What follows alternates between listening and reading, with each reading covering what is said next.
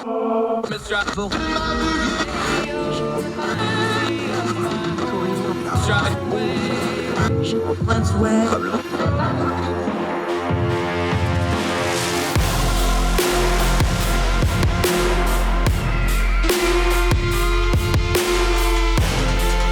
your host, Andrew Donaldson. This is Heard Tell.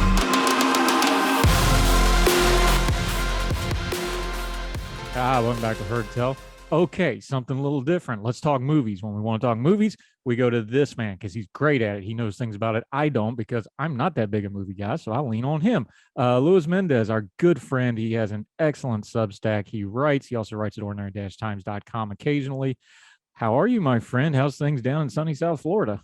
Well, it's first of all, it's super hot down here. But other than that, I'm very happy that the movie season for 2022 has actually started off really good, to my pleasant surprise, because I was actually a little scared that last year had been maybe a little too top heavy. But I think it's been a pretty solid start to the year for movies. See, we just did Memorial Day weekend. Top Gun came out, massive movie, huge hit, going to be a monster film. I think it did 150-ish over the weekend, 300 worldwide, something like, traditional summer blockbuster movie number. It's remind people, because COVID, we kind of forgot. This used to be what Memorial Day weekend about the movies was about. You had a big tentpole, top of the line movie on Memorial Day weekend for 5 or 6 days, and that was like usually one of the movies of the year. That used to be the way. COVID hit. Are we back to it, or is this an aberration, do you think? I mean, I don't want to say it's an aberration. I feel like we're sort of back to normal to an extent. We've been seeing a trend, and this has been going on even before COVID, and I think maybe COVID kind of accelerated it, where people are being much more limited in what movies they're going to go see. And a lot of that is because, understandably, folks are notice that the theatrical window isn't as long as it used to be. After a movie comes out in theaters these days, 90 days or so, it's already available on streaming, or it's already showing up at their store on DVD. So I think people are being more limited in what movies they actually go to see in the theater. But there's no doubt about it that COVID hurt the box office and accelerated these trends. What I'm very happy to see Top Gun doing this is, look, as much as I love and have a lot of fun with the MCU movies, it is really nice to see a non-MCU movie getting this kind of box office, especially a good movie like this. I'm very happy for Top Gun and Paramount, especially because they've been having some rough times the last couple of years. I think they're having a really good 2022 between this, The Lost City, the Sonic movie. They've got a major awards contender coming out at the end of the year.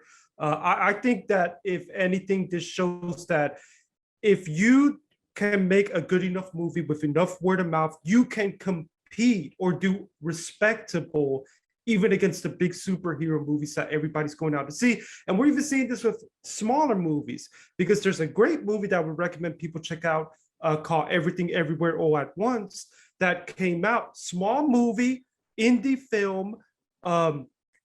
This movie's legs have been history making. It's not making ridiculous money, but the legs have been there because of the great word of mouth. And I hope we get to see a little bit of that in a day and age where everybody kind of just shows up for the superhero movies. Yeah, and it's interesting you bring it up that way, because one of the reasons I like following you in your writing is you understand, you don't just review the films, you understand the business side of this. Talk about this for a minute, because I don't remember, at least in my lifetime, a movie like Top Gun. And maybe it's because, Tom Cruise has the stroke to make these things work. Maybe it's because the brand is so big and so nostalgic. Do you remember any other time where a studio held a movie for over 2 years, a big movie, when they went through some struggling years on top of it? Would have been, there's reports out there about how much Apple and Netflix and these other companies were offering for Top Gun if they took it to streaming. Do you remember any kind of a comparison to this, where they held a movie this long and it was still this big and this successful? This long, but I know that this is not the first movie that was held back because of the pandemic, that there were rumors of streaming services getting involved and getting it. I mean, I think that the latest James Bond, there was talk about Amazon streaming it. Godzilla versus Kong, there was talk about Netflix buying that from Legendary. I know that the Dune, there have been some talks about that, which led to the director kind of speaking out. But yeah, this movie has been held back from us for 2 years now. I mean, I remember watching trailers for this back in 2020. But they have been very careful to say, we're going to release this when the crowds are back so they can see it on the big screen. And it's paid off big time for them, because not only is the movie a critical success, it's a financial success. And I actually think, spoiler alert for the next time I write up my Best Picture Oscar projections, I think it's a long shot, but not impossible contender to be that populist Best Picture nominee. That's how well I think this movie has been received. They're definitely going to get some technical awards, aren't they? Because I'll confess, and I'm somewhat known as not being a huge movie goer. I don't like the climate of a theater, but I went to this, and I went to it in IMAX. And I was telling you before we started, something like IMAX, when you have a live shot movie, for the most part, there wasn't a lot of CGI in this film. You could really tell the difference in the way this movie was shot. This was quite an epic achievement in movie making. I know a lot of it's technology from the first one 35 years ago, where they can put cameras in the cockpits and things like this. It's just spectacular just watching it visually. This was, aside from the plot and the nostalgia and Tom Cruise and the soundtrack, that movie visually is just one of the best things to just sit and stare at for 2 hours of anything I've ever seen on a big screen. Oh yeah, and I think it's one of the things that, say, like a Christopher Nolan has been generally good at, is that they're in this day and age of CGI to actually use some technical, real life stuff, which you just can't beat when you're compared to trying to recreate something. I got to think that sound wise, at least this gets a nomination, at least sound. Worst case scenario, but I think it has the ability to perhaps even go beyond that. I mean, they played this movie at the Cannes Film Festival, so it's definitely got its eyes on everybody in the industry and regular moviegoers. Yeah, he won't get it, but I wouldn't mind seeing Miles Teller getting some kind of a nod on one of the lower level awards for something, because I thought he was great in that film. Oh yeah, I agree. But unfortunately, when it comes to acting awards, it's very hard for genre films to break through. If a genre film breaks through big, it'll usually just be based on the story and the movie itself. Unfortunately, we don't get those Heath Ledgers, Melissa McCarthy, and Bridesmaids sort of things. They're very rare. Yeah, but I thought that was an eye-popping moment for Teller, who's been really good for a while now. Yeah. But man, you take Anthony Edwards is a well-known actor. And that role is iconic. Everybody knows who Goose is. If you just say that, that's all you got to say, and everybody knows it. And man, he killed it. That's not easy for an actor to carry that kind of weight on a new film. And he transformed himself, and I thought it was pretty impressive myself. And I'm a fan, so I'm biased here, but if that doesn't work, that movie don't work. And he carried it. Yeah, and I even said in my written review that he did so well that I actually looked up just to make sure that Miles Teller was not Anthony Edwards' son, because he just was that well in the role. And it's nice to see Miles Teller finally, because he's a great actor, like you said, but unfortunately, some of his projects of late haven't been great. So I'm happy to see him in something good. I think the last thing I saw him in something really, really great was maybe Whiplash from a couple years back. And by the way, and this isn't really a spoiler because they show it in the trailer, but it is nice to see Val Kilmer again, especially with the troubles that he's been dealing with of late. And I think that really helped to come full circle into that relationship between Maverick and Iceman. Yeah, and we're not spoiling anything. Everybody knows he has throat cancer. This will probably be his last film role for all practical purposes. How good of an actor do you have to be to act after you no longer have the ability to speak? And he conveyed stuff with his facial movements and I thought he wasn't just there for filler. He did a performance, and it was, man, there wasn't a dry eye in that theater I was in when that like, as soon as they knew, like, oh, this is the Val Kilmer scene, like you could feel it in the theater. Like it was one of those visceral moments that you only get in the theater. And I know I bash theaters, but this was one on where everybody went, oh God, this is where Val is. And you could feel it out of the audience, and it was emotional. It was perfectly well done. There was just a little hint of comedy to take the edge off it. That's as good as seen from two real pros as you'll ever see, I think.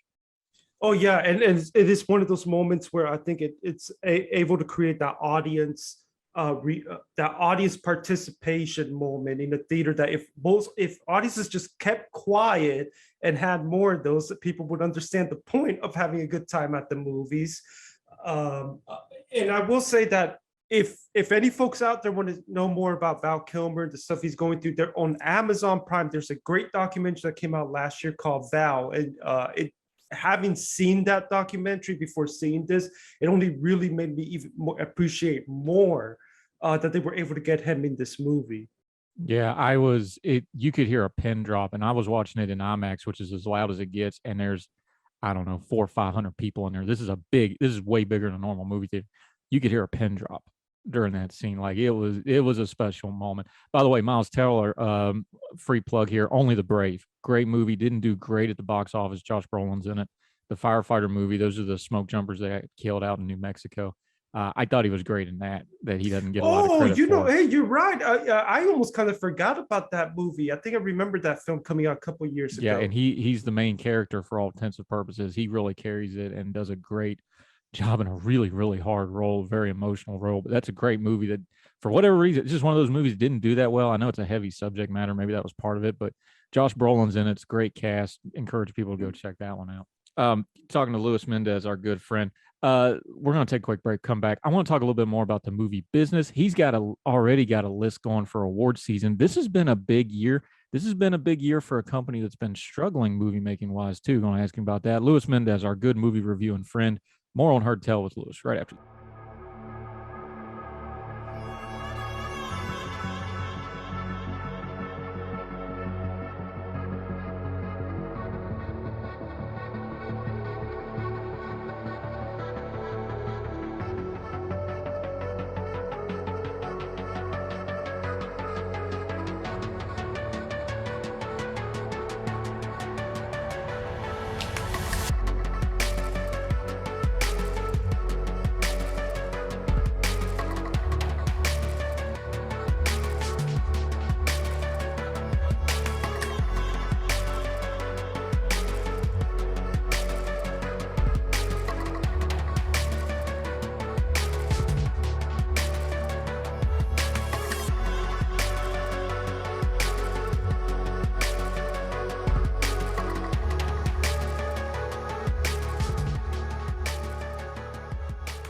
Welcome back to Heard Tell. Our movie expert, cinephile, he would call it, because he thinks he's a little more hoity-toity about it than I am. Our good friend Luis Mendez. Enjoy talking to him.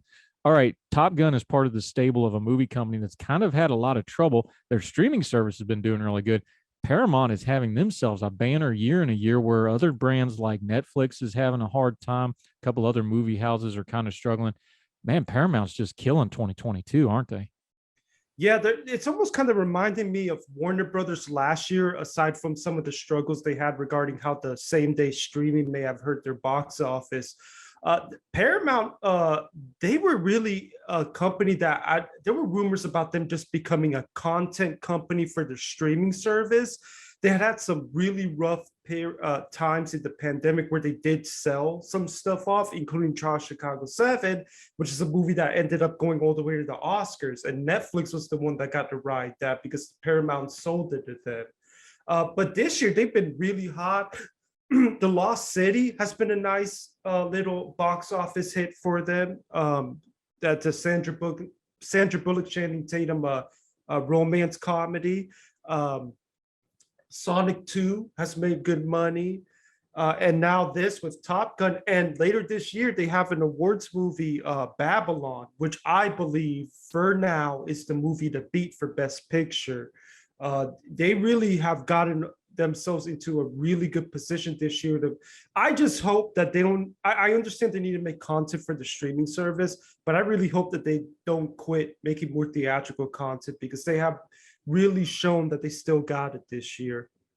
You brought it up, so let's just compare the two. Of course, Warner Brothers is HBO Max. The talk here about a year and a half ago was HBO Max was just going to dominate everything in the pandemic because they could do the dual releases like that. Paramount has already announced things like Top Gun. Hey, 1 month it's going to be in the theater. 1 month it goes to streaming. Compare and contrast the two, because I'm sitting there looking at that Top Gun number, and of course they're not going to have another Top Gun for 10 or 15 years. But that seems like a better model to me. It's almost the old DVD VCR model of, all right, release it a couple of weeks, as soon as give it a 4-week theatrical run, then put it on streaming.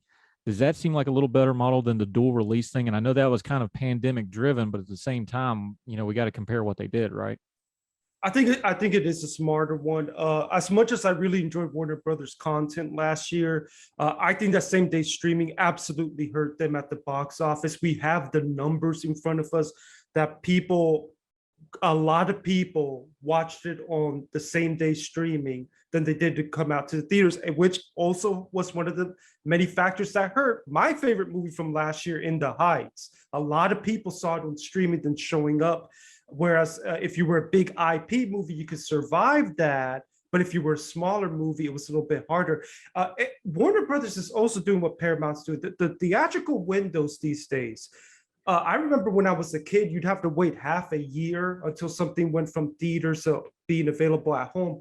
These days, 90 days after the Batman came out, it was already on HBO Max. Everything Everywhere All at Once, which I mentioned earlier, that movie's still in theaters, but I've already been able to pre-order the 4K Blu-ray, and it's going to be here in less than a month. Seems to be the new model, and I think it's a smarter model because a lot of people kind of show up to the theater mostly kind of these days in the first week or two that a movie comes out. So I think it's better just to get that extra money from the folks who are going to wait till they can see it at home instead of waiting so long. Just have it available quicker, and just let word of mouth carry for anybody who wants to see the movie on the big screen until it comes out at home. And I think it is the future model for these studios. I know some theaters aren't happy about it, but the fact is that this is the era we're living under. People are just much more selective and more top heavy in what they watch at the movie theaters. Yeah, and under that auspice, Luis Mendez, our good movie friend, joining us on Heard Tell, a movie that I adored and loved, but it fell victim to demographics. It didn't do quite as well as people thought it would do, and one of those is because they thought the audience streamed older for that brand, and that hurt them because the older audience isn't back to the theaters like the younger audience is. Downton Abbey, I went to it in the theater, back-to-back theaters. I had Downton Abbey, which is one of my favorite brands, and then of course Top Gun. It's been a good 2 weeks movie run. I'm not going to the movies for like 3 years. I'm not topping that. But the row I was sitting in, I had my 16-year-old to my left bawling her eyes out, and I had two 80-year-old women to my right, and they were crying, and they had to stop crying to check and see, is she okay, my daughter, because she was crying so hard. This was a great film. But the makers were even open, like, hey, we're not sure about the audience because that older audience isn't coming back to the theaters yet. And they just blatantly said, like, we ain't even worried about it. We know it's strong. The reviews are good. We're going to make it up in streaming. That's kind of the flip side of that coin, isn't it? Because the movie going audience changed. It wasn't just COVID. It's just habits changed. And that older audience has found streaming. And for a lot of reasons, because, age changes your lifestyle, they seem to started liking it, didn't they? Oh, yeah. And like I said, these are trends we started seeing before the pandemic. I believe the pandemic only accelerated them. Downton Abbey, which is a movie, the second movie especially, I actually really loved the first movie, but I think this one was an even more effective movie because completely agree. Because to me, the last film, as much as I liked it, it kind of felt like a reunion special, whereas this felt as a proper follow-up and finale, if this is going to be the last thing we get from that series. It was unfortunate to see that it didn't do too well at the box office. Didn't do horrible either, I will say. I actually thought it was going to have a rougher showing than it had, which goes to show you the fan base is still there. But I wasn't surprised either to see it struggle a bit and that it didn't do as well as the first movie did, because it's just folks are not showing up for those kind of movies unless there's immense word of mouth, like Everything Everywhere All at Once or Top Gun. What they're playing it safe. They're going to the big superhero movies and stuff like that, and then saying, well, we'll catch the smaller stuff on streaming. Speaking of superhero movies, Marvel has their normal slate out this year. Doctor Strange has already come out. where are we at with that? Because there's a lot of everybody's got an opinion on the superhero movies. They're going to make a ton of money. That's not the question. They're going to keep making them. That's not a question. They've already got, I think, 22 Marvel movies announced over the next, I think, 22 months or whatever it is. So they're going to keep doing it. Are we at a plateau of it though? Is it just kind of it is where it is as far as the business side of it goes? Like, yeah, they're going to come out, they're going to have 70 to 110 million dollar openings, and then that's going to be that, and then on to the next one. It feels kind of like we're at a little bit of a plateau after the 10, 15 years of Marvel movies. Is there a revolution coming somewhere in ahead of time that's going to change this, or are we just going to do this for a couple of years, you think? I think it's going to take, well, first of all, I think that we're kind of in inflection point, that we're in the middle of a potential inflection point. I think it's going to take a couple years. I mean, the MCU's is the most profitable, most successful movie franchise going today. You don't have people kind of start not showing up to those movies overnight. It's going to take a couple years. It's going to take some missteps by Marvel. It's going to take some fatigue. It's going to take other movies, say like the Batman, showing up and saying, okay, we can do this, but we can do it in a different style, different way, maybe a little more gritty, something that people might be looking forward to, especially if you're a kid who grew up on the MCU movies and maybe you get attracted to some more adult-oriented stuff that way. The problem is that I think right now they're still going to make a bunch of money. However, their reputation in the industry right now is really rough. And I think it's because a lot of directors and folks who are trying to come out with their own original movies see them as the reason that they're struggling at the box office. Now, it's not to say that their fears are legitimate, but I don't think it's just a Marvel thing necessarily, because DC movies make a lot of money. The Godzilla King Kong movies that have come out lately have made a lot of money. It's about known IP names that people feel safe with. But I think the MCU has become the face of that, which unfortunately for them, as much as they have a cultural footprint, it's not gonna necessarily give them the respect in the industry. If they get any respect from the industry or particularly film schools and stuff like that, you're gonna have to wait years down the line when people kind of are able to look back on it after it's over as, wow, this is an amazing thing that they were able to pull off over the years. I think the movies, I still generally like the movies. I do think that we're getting less and less great movies from them. It definitely starting to feel like that formula is becoming a strain on them. I was kind of underwhelmed by the latest Doctor Strange movie, even though I didn't think it was a bad movie, but after you see something like Everything Everywhere All at Once, or even the newest Spider-Man, you kind of have set the bar high, and I thought that movie, if anything, felt like filler. And if they keep having those filler movies, I think people might tune out. But I mean, I think eventually this is not, I know it feels like this is going to go on forever, but history tells us it won't. I mean, there's been so many moments in history where certain kind of movies were the big money makers, and then things changed. But I don't think it happens overnight. This is something that's going to take years and a lot of factors that are in and out of Marvel's control to happen. Yeah, and you're writing Luis Mendez. Find his writing at his own Substack, also ordinary-times.com. You've done history all the way back pre-20th century movie history for us before. You understand it. Your writing always lends me to understand that what's reflected on the screen is a reflection of the business side of it, because it just has to be. This is a case, I think, where the business side of it is going to eventually do more to it than the content or the audience side of it, because like you've written about before, the other part of these Marvel movies people don't realize is these things are huge bandwidth sucks for these companies. We think about the movie industry being rich. It is, but it's not unlimited. These actors are on multi-year, multi-part contracts, multi-movie contracts. These productions, sometimes they do the productions 2 or 3 movies at a time, which can take a year or two up. There's a lot of overhead, for lack of a better term, to making these Marvel movies. And the business side of it, like you said, there's just a lot of creative people that either aren't going to get involved in that because it ties them up too much, or studios that are like, man, this is a big resource drain to do something that we've done 25, 30 times already.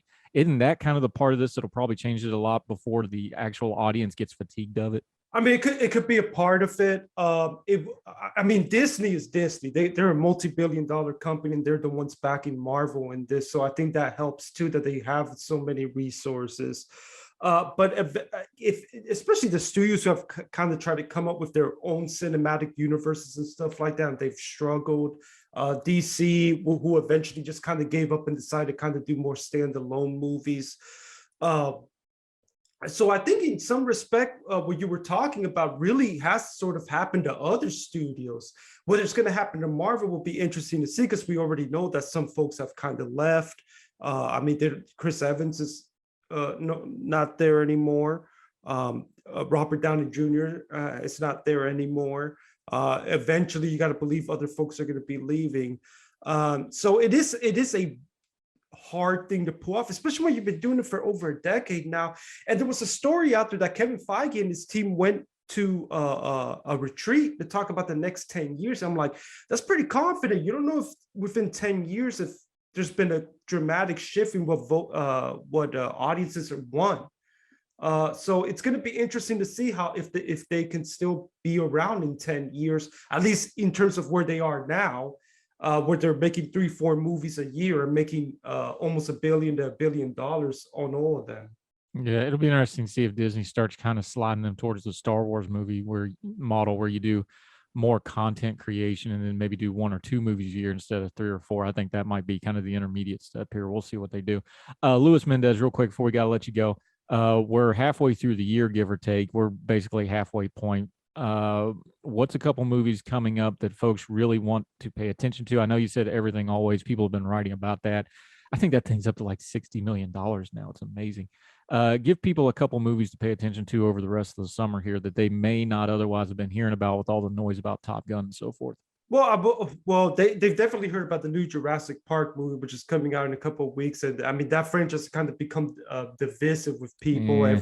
People are kind of 50-50 on the sequels. I'm old enough to watch the first one in the theater. I mean, I don't know if I want to watch it or not, to be honest. I mean, the first one is a classic, but the sequels, I think they're kind of dumb popcorn flicks at best. But there is a movie coming out in June, late June, from A24 called Marcel the Shell with the Shoes On. It's about a little shell with who's got like one eye. He's got a grandma. I think her name is Nanikati. And it's about a documentary filmmaker who ends up living with them and the search for their family. I've been hearing great reviews for this movie. Some people have even compared it to the Paddington movies, which definitely gets my ears up. It's said to be a nice comfort food kind of movie that families are going to love. So I can't wait for that. I'm actually really excited for Thor: Love and Thunder. I like Taika Waititi's vision. I feel like he's one of the few directors that you can see his style versus the rest of the Marvel formula. So I'm excited for that in July. So those are the movies that pop up. The 2 movies that really come up to me during the summer. But that Marcel the Shell, I'm telling people to keep an eye on it. It may be the next Everything Everywhere, where it just gets legs from good word of mouth as the little movie that could. All right. Fun question to end on, though. I'm going to throw you a hot take grenade, see how you handle it. Jurassic Park was John Williams' best score. Oh, I made him think about it. I know it's heretical because everybody's got their favorite, but I and I'm biased because I remember I actually owned that when it came out. I went and bought it. It's one of the first, it kind of got me into classical and orchestra music. I think Jurassic Park, the original Jurassic Park soundtrack, may be John Williams' best score. I mean, yeah, it may be. There's a lot of them to pick from. Call. He just turned 90 last week, by the way. God bless him. Yeah, and it's a tough call because he's done so many incredible ones. I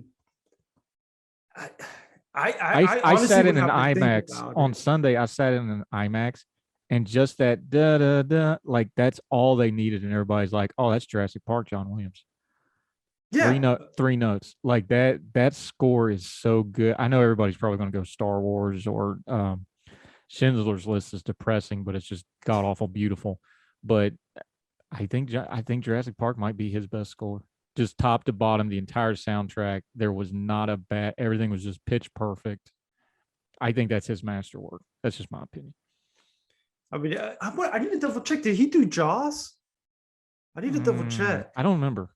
I don't. Yeah, I'd Jaws have is to a double bit check. before my time. If he did Jaws, then I'd have to say that it's a tight battle between Jaws and Jurassic Park. Then Yeah, but I put Jurassic Park over Star Wars, which will make people mad, but it's a better I'd probably agree, but I tend to have unpopular opinions when it comes to Star Wars.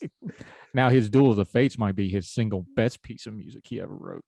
That was spectacular. But anyway, the great John Williams turned 90 last week, so I had him on my mind. But that's why we like talking to Luis Mendez. If it's movie related, I can throw it to him and he's got an opinion on it. Let folks know where they can find your writing. Your Substack is great. You've got YouTube stuff going on. You also write at Ordinary Times once in a while. Hint, hint. Love to have you back. Let folks know where they can find you and follow you, my friend. Well, there's definitely going to be a piece coming now that the Cannes Film Festival is over and Top Gun has become a Best Picture contender. But find my writing over at mendezmoviereport.substack.com. I've actually been very happy to see the views numbers that I'm seeing the last couple months from there.